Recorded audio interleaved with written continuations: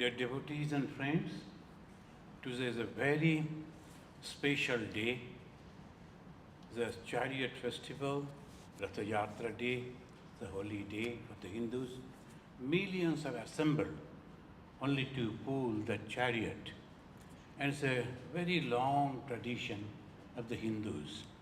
We will, instead of discussing the Veda, that Upanishad, we will rather discuss this special topic, chariot. Now, please repeat after me this stotra. Yashya smarana matrena janma samsara bandhanat vimuchyate Namastasmai Vishnave Prabhavishnave.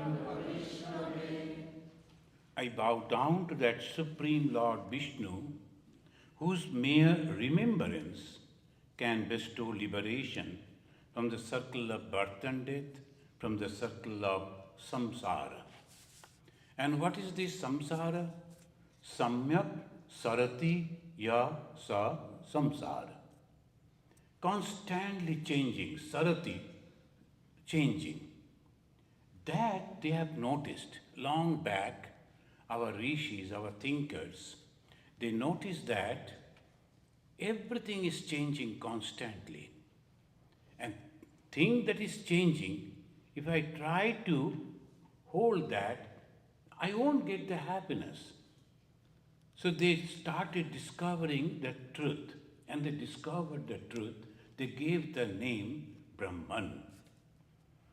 And it is all-pervading consciousness. Then they understood this won't help. For the ordinary people, something other we have to give. So two different paths they developed.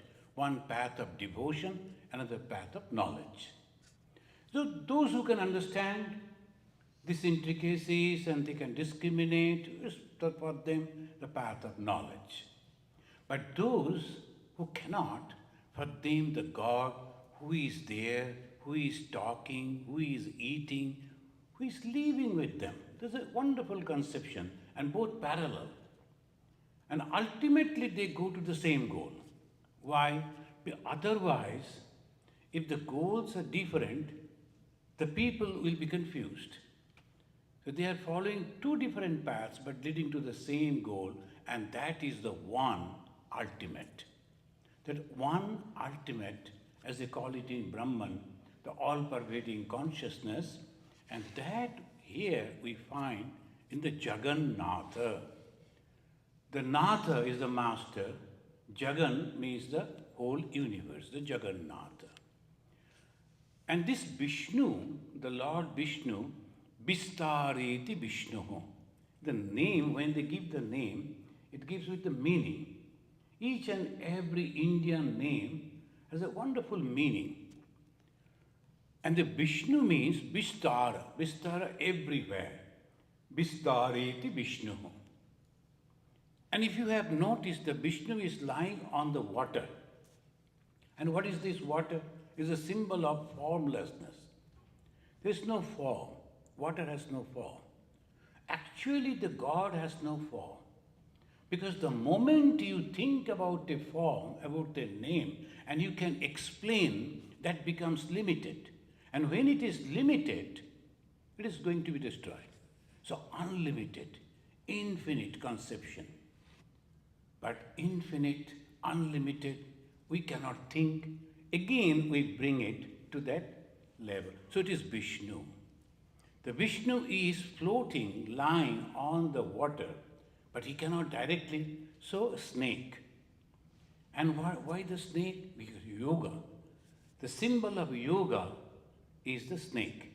When people are meditating, their latent power, it moves through the susumna as like a snake, wriggling. So the snake is the symbol of yoga, water the symbol of formlessness, And on that, a form of the Lord, whom you call Vishnu, the All-Pervasive, he is there. And from him, different avatars are coming. And in the Satya Yuga, there was no avatar. It was not necessary. Treta Yuga, Sri Ramachandra came. Dwapar Yuga, Sri Krishna came. And in the Dwapar Yuga, after living 120 years, Lord Krishna, he destroyed all the bad people and established the righteousness, and then he decided to give up his body. He returned from the Hastinapur to his own place, Dwarka. And when he reached to the Dwarka, he found that his own people have become very egoistic. Why? They started thinking that they are powerful and they are great warriors. Even after the great Mahabharata war, when most of the people they were dead, these people, Yadukula, they were there. So they started boasting, see, look at us, we are so powerful. And the moment someone developed the ego, the God is separated from him. The God and we are separated because of the ego, just that. And the whole clan, the Yadukula, the clan which Lord Krishna himself developed, they unfortunately became very egoistic, and that is the reason Lord Krishna separated him. And you know that wonderful story, his own son, Krishna's own son, and all this, the young man and his friends, they were having fun with the rishis, and he dressed like a pregnant woman and went to a rishi only to tease them. Sir, we have heard that you can see and you can tell the fortune, the past, present and future. Can you please tell what he is going to give birth? And the rishis, they tried to avoid. But even then they were going on persisting, and they became angry and cursed them that we are going to give the birth of Mushala, that is what's called the iron bar. And that truly happened. And from there, I'm not going to elaborate the story, they were, instead of going to the Krishna for help, we made a mistake and the rishis are angry with us, they gave a curse, and this has truly happened. They went to another king, thinking he is more strong, powerful, he can help us. Maybe they were afraid of Krishna also. They didn't go to Krishna. And that gentleman, he was not knowing anything. So he told, you better rob it and make it small, small pieces and throw it. They did it. One big piece that remained, that also they threw.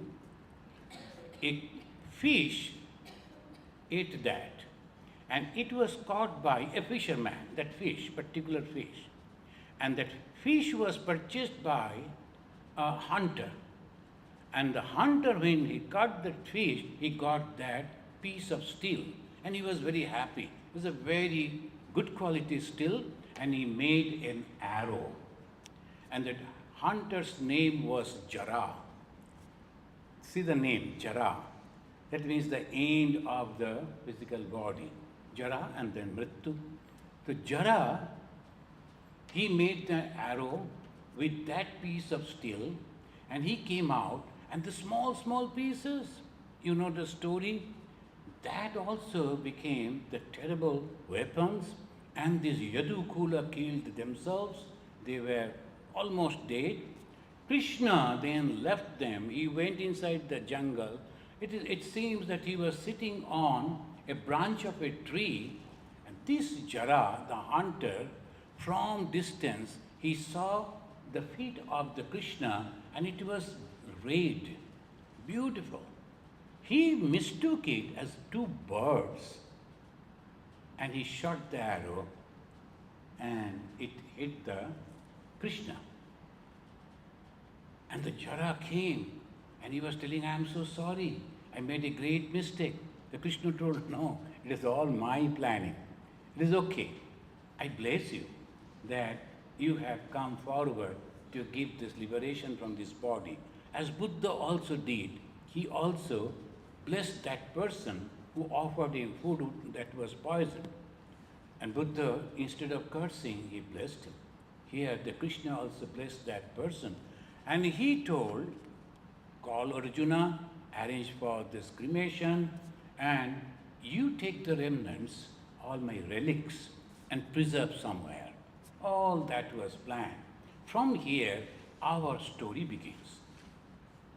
Now, Krishna's holy body was cremated, and remnants, that's called relics, that was thrown in the ocean.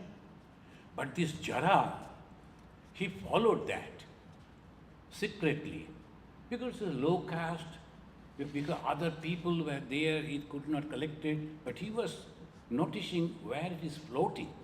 So he went on following that, then ultimately he collected those things and brought it to his clan and told this is a very, very holy thing and we should worship it. They started worshiping that as a Nila Madhava. The Nila, because of the ocean, and the Madhava, you know that Madhava. So from the ocean it has come, so they secretly started worshipping as a Nila Madhava. Only the boys, the male, they could go to worship, not the ladies and not any other people. So Jara's son, Vishabhoshu, he was the first worshipper, and inside the jungle, in a cave, they used to do that. Then afterwards, the king of the Orisha, Indradumna, he came to know about this. Something very special is there. And what is that? I should know. He sent this messenger, and the messenger was a Brahmin. He went, that is a story in the Oriya books that is there.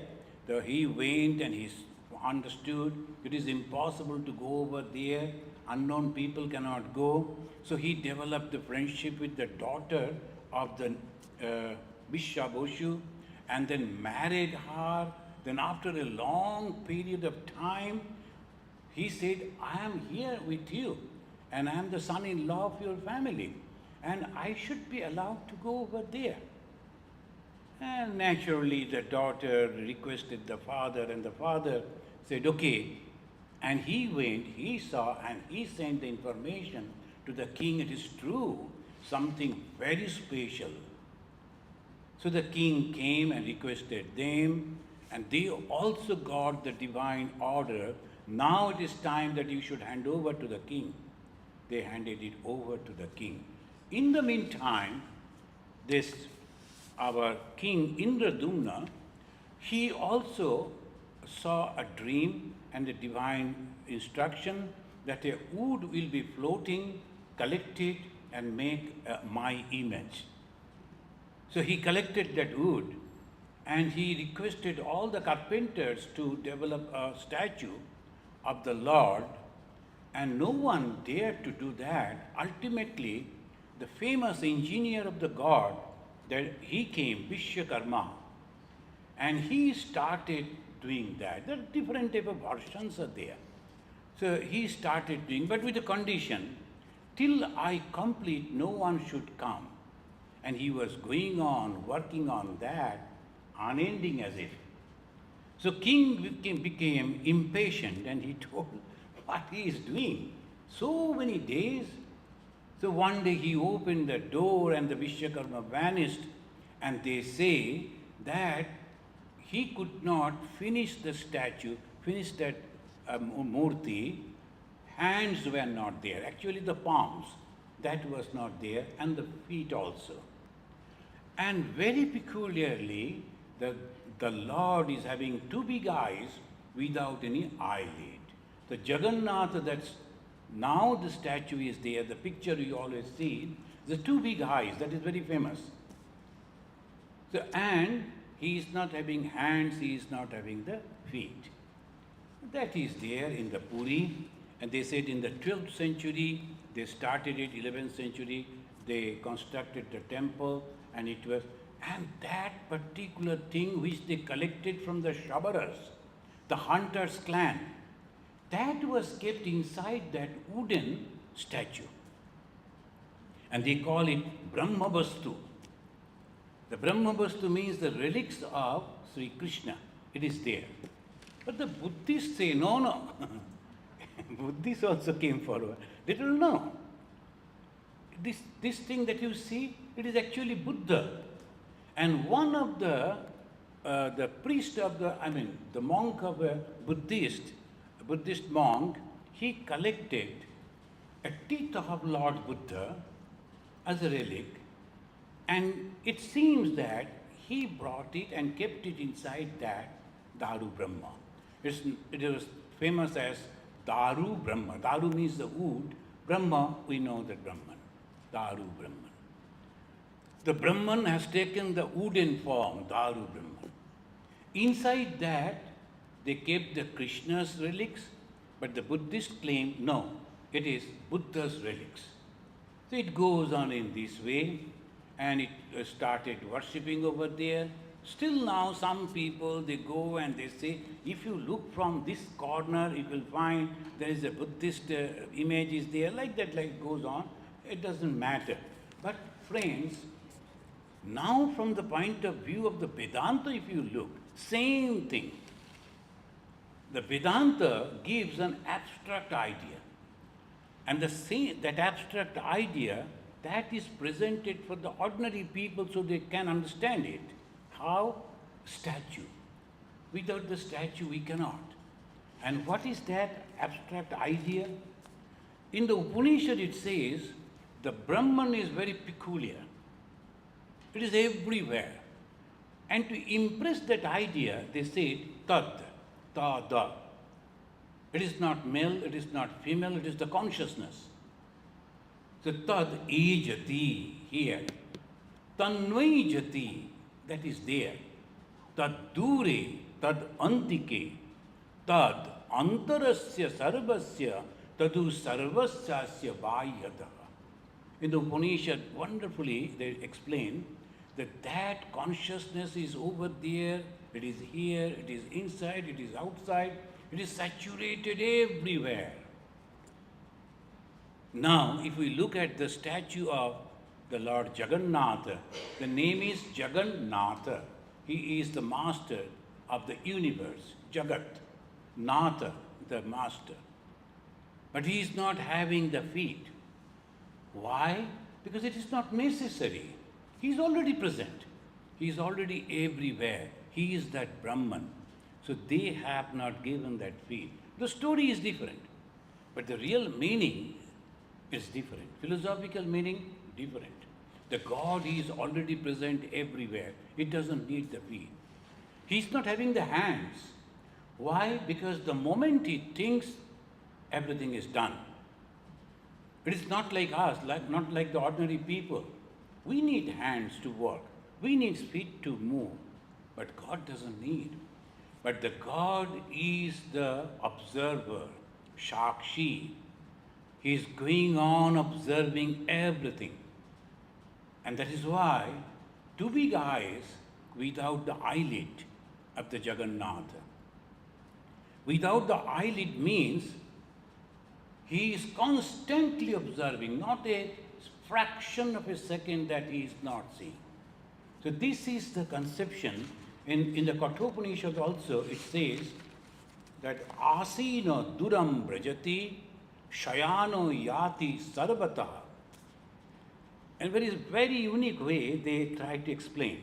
Asina is sitting, duram brajati. He is moving everywhere. He is stationed in one place, but at the same time he is everywhere.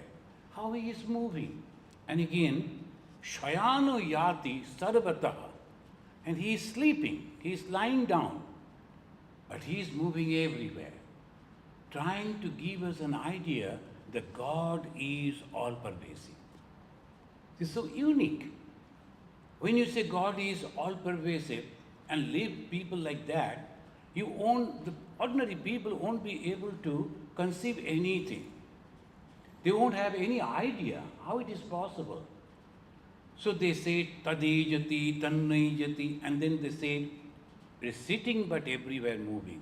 It is lying down but everywhere it is present.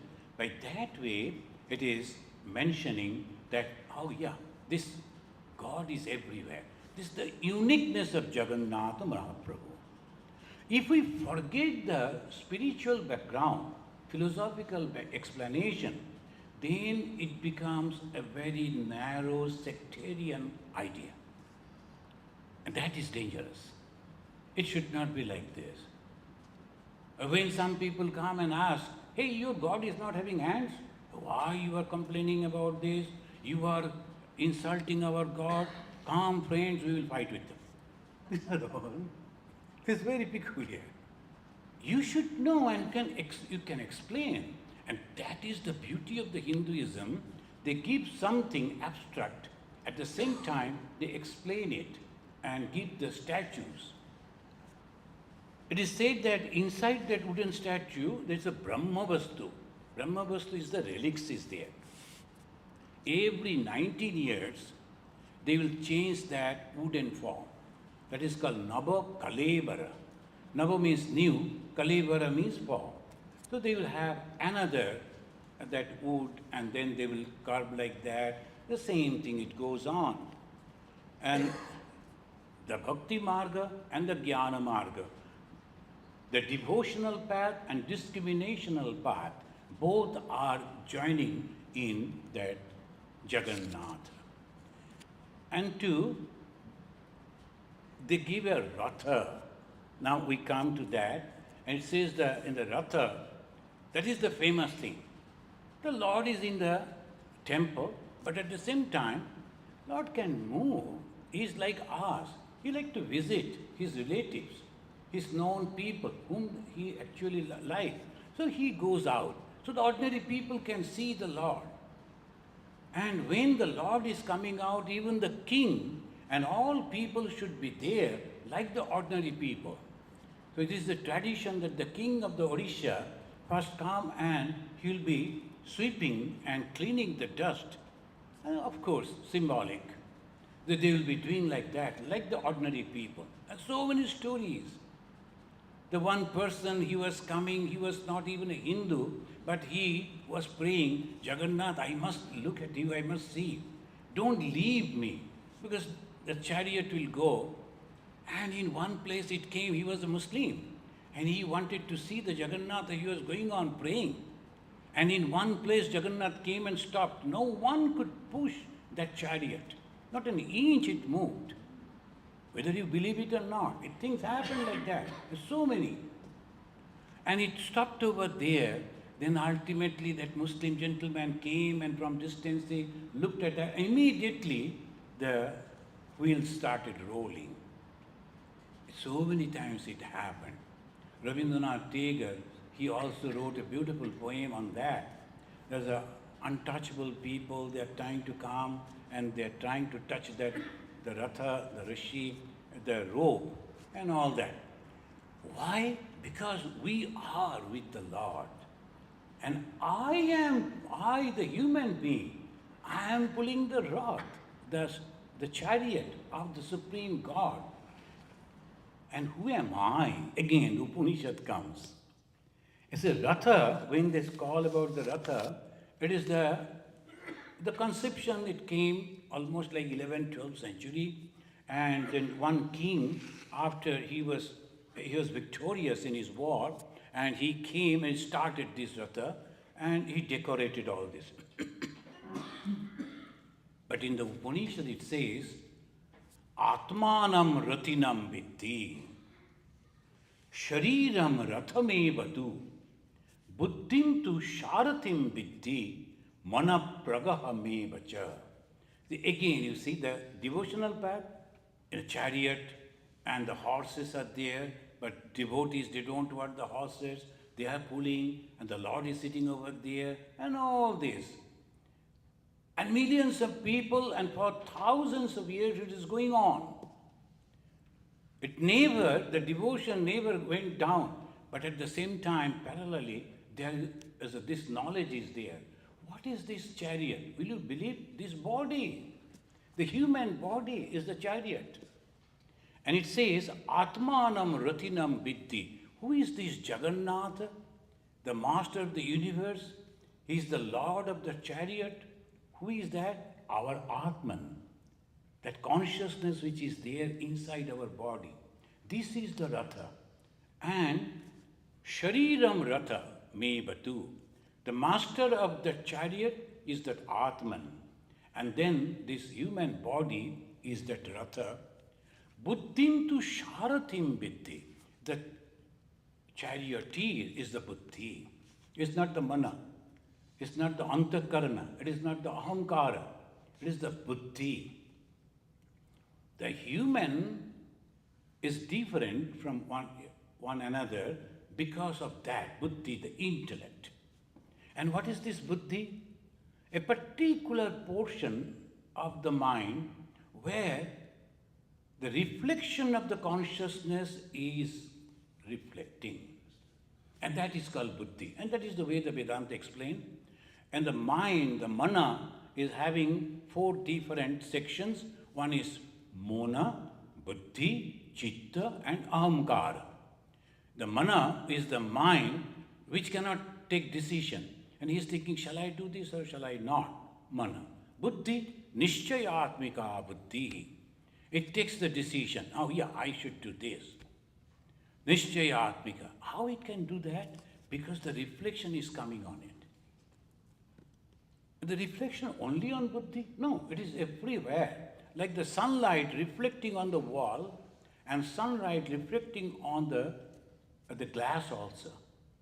But the glass reflection is reflecting more, not that much of the wall. But if that glass become a mirror, then the reflection will be 1,000-fold. So the minds of Sri Chaitanya, minds of all these great holy sages, saints, their minds, their buddhi is like the mirror where the same is reflecting and ours are not so much. But reflection is there. And if you clean your mind and make that buddhi, the intellect, clear, reflection of that consciousness will make you great personality. So it says, buddhim tu sharatim viddhi. Why? The sharati is driving the chariot. How? Mana pragahame vacha. Indriyani hayannahu. The haya means the horses. And there are 5 horses. And we have 5 sense organs of knowledge. The eye, the nose, the tongue, the skin, and the ear. These are 5 organs. Chakshu, Karna, Nashika, Jiva, Tak. These 5, they are dragging our mind. And we should have to control. And who can control? Buddhi. How? By discriminating. In the schools, the friends will come. Hey, come, there's a very funny thing is going to happen. And we all went. The back side of the bathroom. Then he took out a cigarette. Do you like to smoke? We saw the elderly people smoking, and that was something. So everybody tried to smoke, and they were coughing. That was fun for us, and we came back, joined in the class. But slowly, slowly become habituated to that. And then you are addicted. You cannot leave it. So if you have that, you apply the buddhi, the intellect, no, this is not good. How it is not good? Because we are secretly doing it. Anything that we secretly do cannot be good. And why not before the teachers, before the guardians?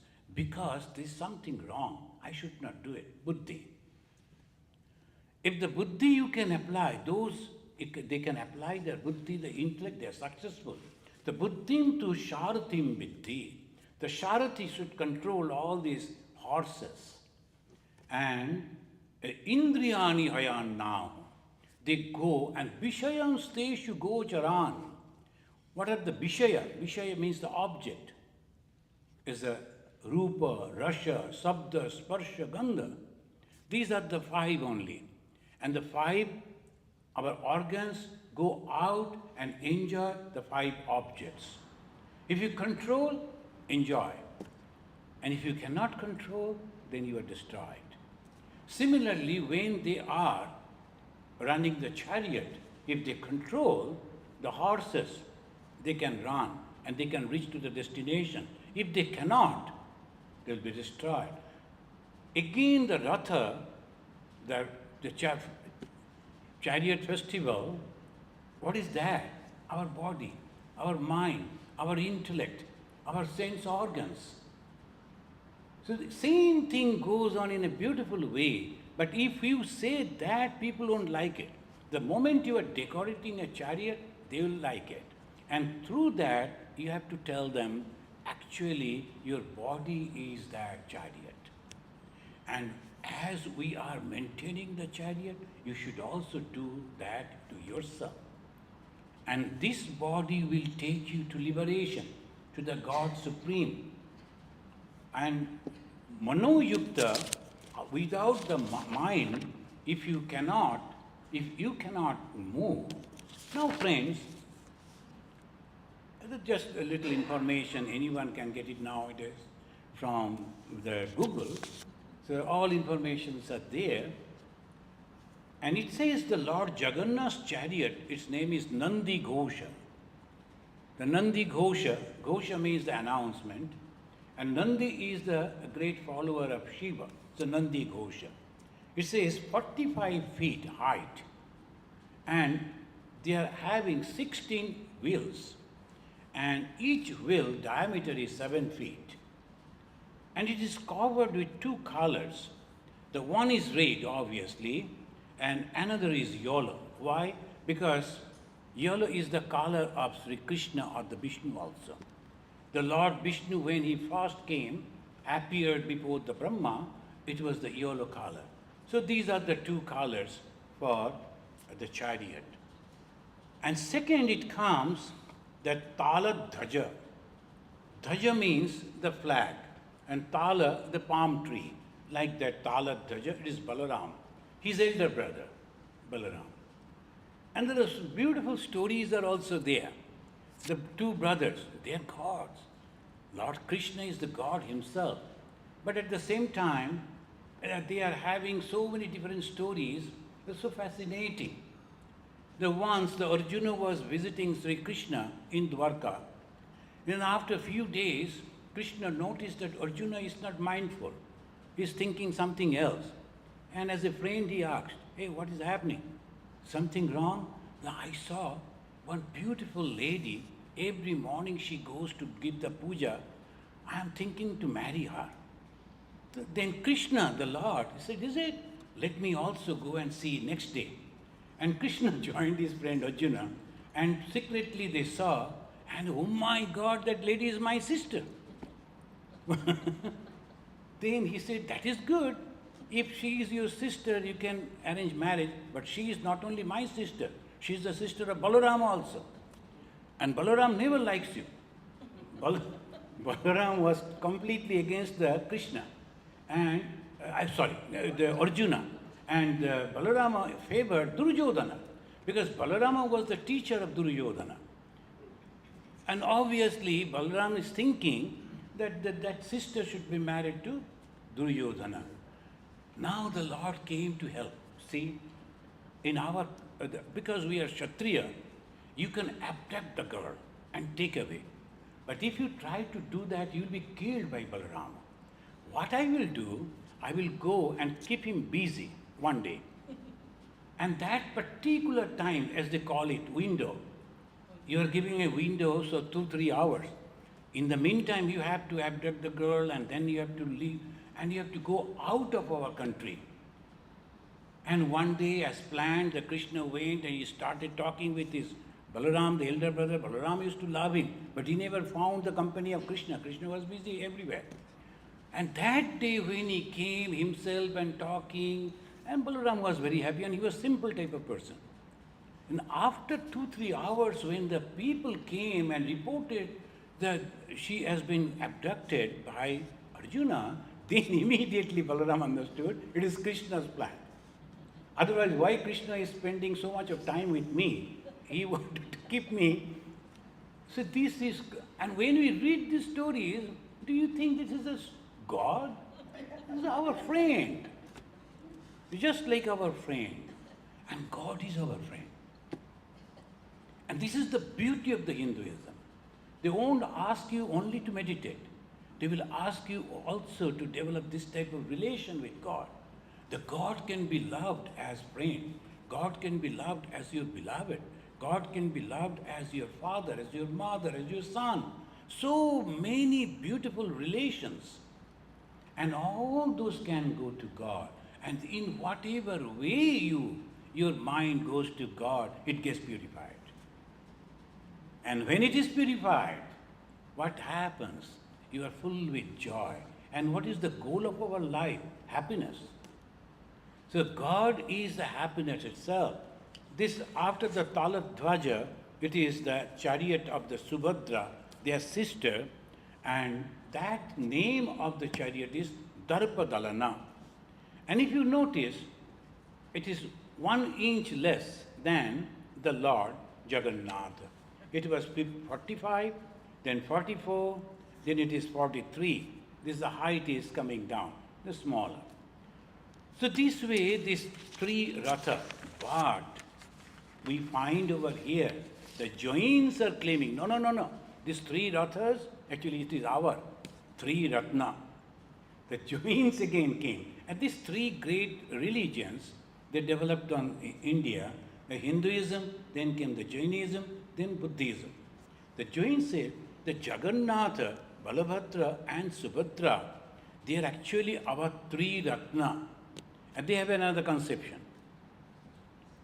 I want to say that actually Jagannath conception is connected with all the 3 religions of India. So they like to be connected with the Jagannatha, and that is so famous. So when the Jains comes and says it is 3 Ratna, and yesterday only in our Home of Harmony, there was a beautiful lecture with one professor, Jeffrey Long. He spoke on the Jainism. Not details, but a very nice way he presented. Buddhism came and told, how come you tell 3 Ratna? It is actually our Dharma, Sangha and Buddha. Dharmam Sharanam Gacchami, Buddham Sharanam Gacchami, Sangham Sharanam Gacchami, that is their promises. These 3 actually depicted by 3 Ratha. Then the Shaktas come. And they also say, no, you are claiming like that. Actually, it is Dakshina Kali, Ugra Tara, Bhuvaneshwari. These are the 3, these 3 Ratha that you see, they are 3. See, so many, all paths are coming and mixing with the Ratha. Chaitanya Mahaprabhu, he used to live over there. I do not know. Some people, they say, in Bengal, the Muslims, they were ruling, and Chaitanya Mahaprabhu went against the Muslims, and the Muslims told that you cannot come out on the street. The Chaitanya Mahaprabhu, he broke that, and with a huge number of people, he started the procession and singing the kirtan and that, Hare Krishna. Many of you must be knowing that this Hare Krishna is only the Gaudiya Vaishnava Sampradaya, they do, not all the Vaishnavas. And this, the Radha and Krishna conception in the Gaudiya Vaishnava Sampradaya, our Chaitanya Mahaprabhu introduced that. And he did that, and afterwards, maybe some opinion that they were planning to kill him and arrest him, so he fled to and went to the Jagannath temple and passed his whole life over there. The devotees used to carry all these things. They used to go once in a year to meet it, and they used to go at this time, this Ratha Yatra. Today, that Ratha Yatra, a big number of people from Bengal, they will go, and they still do the same thing as Chaitanya Mahaprabhu used to do. What is that? Cleaning the road where the Ratha will go. That the devotees of Bengal, they always do that. And Gundicha Vasa, That Gundicha, that is the place where the Jagannath Mahaprabhu goes and stay, there the Chaitanya Mahaprabhu, he took the permission, he himself is to clean that. The Lord is coming over here. That this same tradition is going on, and when we are thinking in this way, this Ratha Yatra, there's a Bhagavan Sri Ramakrishna, he also participated in the Ratha Yatra in Calcutta. And there was a great devotee. He was a rich man. He was a landlord. And in his house, there's a small little chariot, wooden chariot, nicely decorated, a single, not three, single chariot. Bhagavan Sri Ramakrishna, he also pulled along with the devotees, and they started dancing and singing, and by that way, whole mind goes upward. But you know, Sri Ramakrishna himself said, and Swamiji also, when you are singing and dancing in the name of God, your mind goes very quickly upwards. But if you don't have the control, then it goes fall very deep and you become completely body-minded. So one must be very much careful. So that is the reason the people, those who are practicing in this way, they cannot control their emotions. And that one should be very careful. And that is the reason we have to understand all these things that we do, it is having a philosophical background. The Chaitanya Mahaprabhu, Bhagavan Sri Ramakrishna, all the great sages and saints, they all went to and supporting this the Ratha Yatra, which is the Brahman in the wooden form. Can Brahman in the form? Bhagavan Sri Ramakrishna said, whom you call Brahman, I call it Mother, Ma Kali. The Brahman is consciousness. And consciousness is present everywhere. Anything that you take up and worship is nothing but Brahman. And when we are worshipping in that way, we worship the Brahman itself. What happens actually when we worship? The Jagannath Mahaprabhu, who is present everywhere. So when we are meditating on the Jagannath, worshipping Jagannath, having the holy darshana, we go, I also went once to see that, and luckily that day there was not much crowd, so we went over there and had the wonderful darshana. Of course the emotion, of course the long background, so that gives, but what it actually is.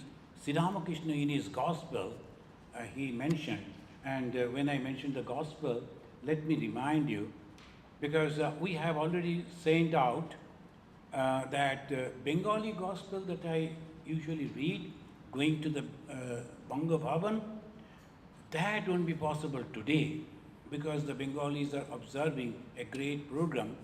The North America Bengali Conference is going on, so they won't be able to arrange it today. But I will do it because many people outside, they wait for this, so I will do it online from our ashram itself. So that is my announcement. Suddenly it came into mind, I announced it. So this happened in this way. When we are meditating, slowly our mind is becoming detached from the worldly things. That's all, and nothing else. God has made this world, and everything in this world is nothing but God. But God has separated himself from these small things. And obviously, he expects that you should not be attached with these worldly things, which are, they have termed in Nama and Rupa. Anything that comes within the Rupa, a form, and the Nama, as a name is there, that is limited. And you have to go to unlimited. How? They say that you can do it through meditation, practice meditation, through devotion, and through discrimination, and of course, by serving others. The Swami Vivekananda and Bhagavan Sri Ramakrishna, of course, in the modern time, they have combined all the 4 yogas. And when you will be taking the prasad, you will see that the symbol of the Ramakrishna mission, all the 4 yogas are there. The jnana, dhyana, bhakti, karma. And when I am helping someone without expecting anything from him or her, you are purifying your mind. How? Because your mind is becoming broad. Expansion. Swamiji said, expansion is life, contraction is death. The expansion. I am helping someone because they need that help.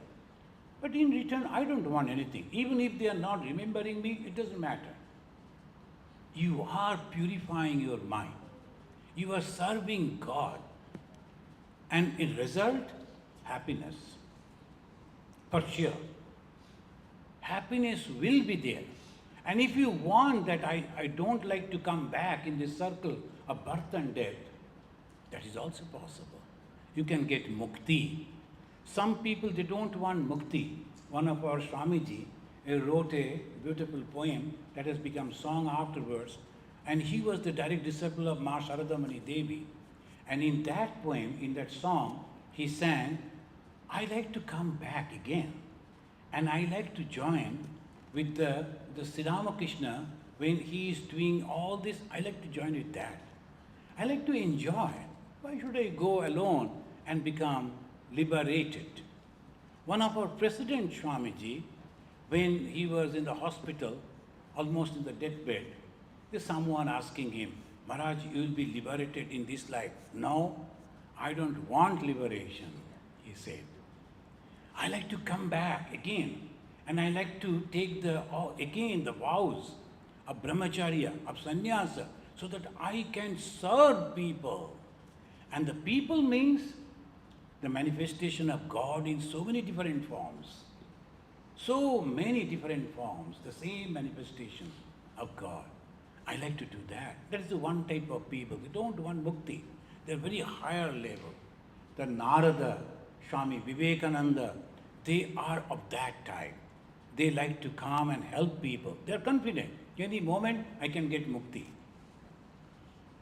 So they are very, very confident, and that is why some people, this is not necessary. Because if I do some work, maybe there will be ego again, and I'll be bound, and again the circle will go. I like to get the mukti. And some people say, no, not mukti. I like to be in the company of God. So all different goals are there. And very lower mind, they think not God, but the heaven. I like to go to a place where it will be all happiness will be there, good people will be there. I need not to go to any office to earn money because everything will be free.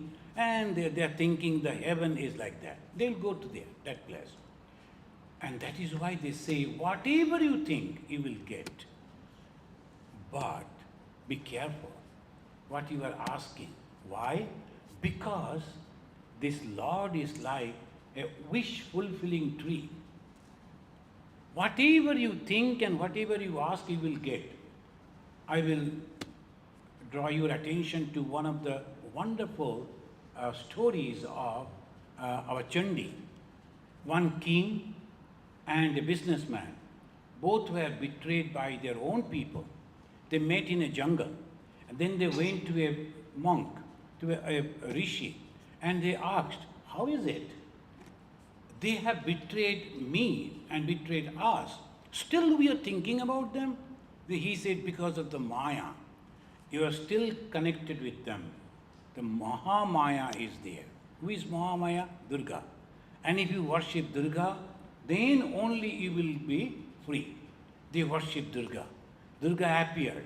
And here the climax. Now again, when the mother asked the king, Suratha, what do you want?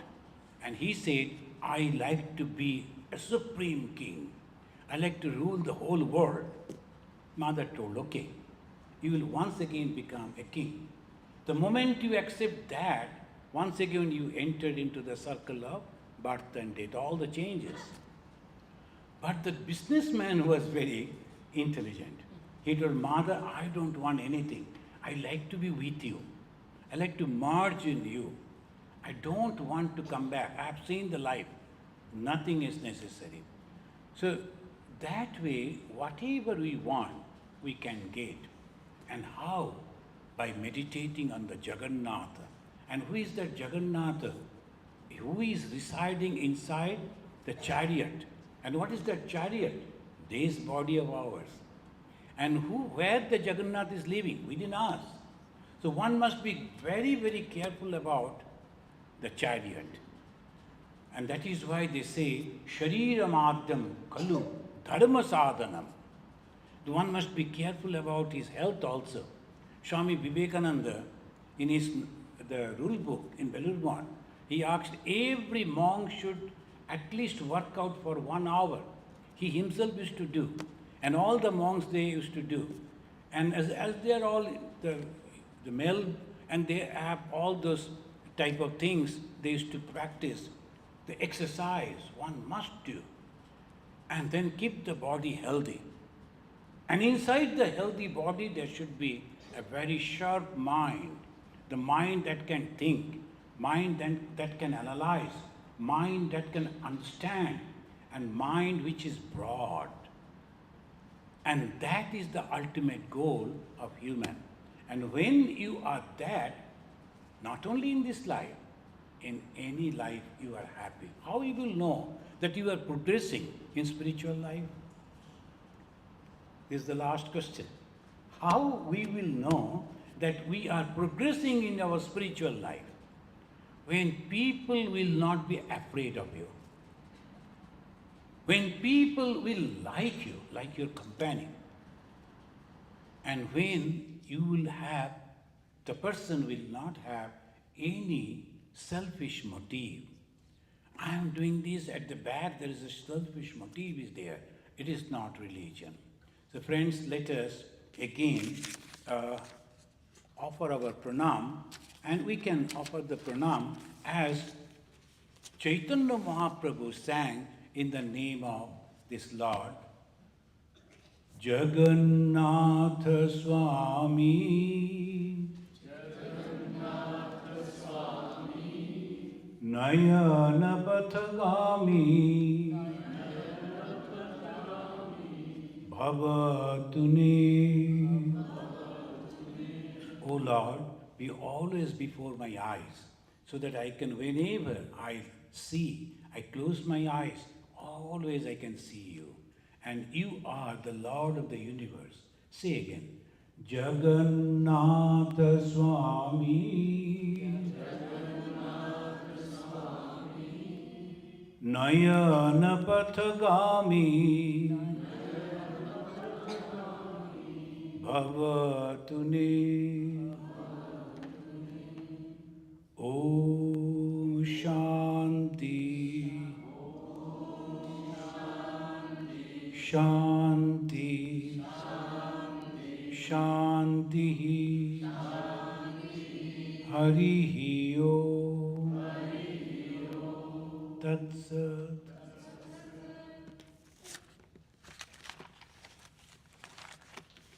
Thank you, friends.